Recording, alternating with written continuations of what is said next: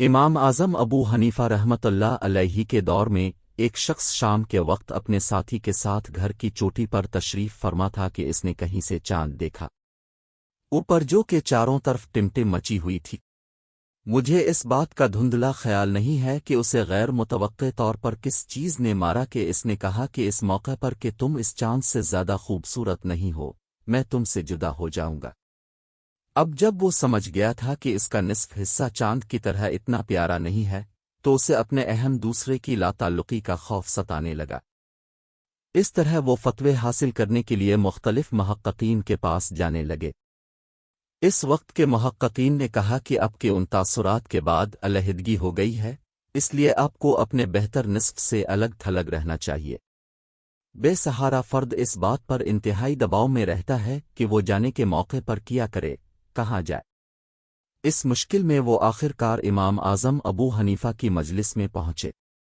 نیز میں نے اپنی کہانی سنائی کہ میں نے یہ الفاظ اپنے جذبات کے لالچ میں کہے تھے، میرے لیے اب کیا کرنا اچھا خیال ہوگا؟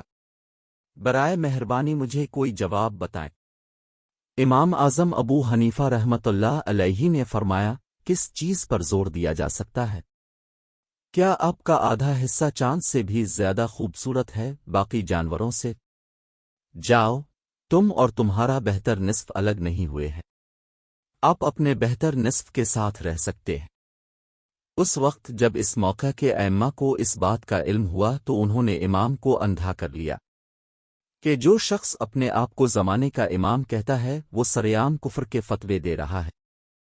اس موقع پر جب محققین کی گفتگو کٹ آف پوائنٹ سے گزری تو امام اعظم ابو حنیفہ رحمۃ اللہ علیہ نے سب کو بلایا اور فرمایا، کیا تم لوگ قرآن نہیں پڑھتے؟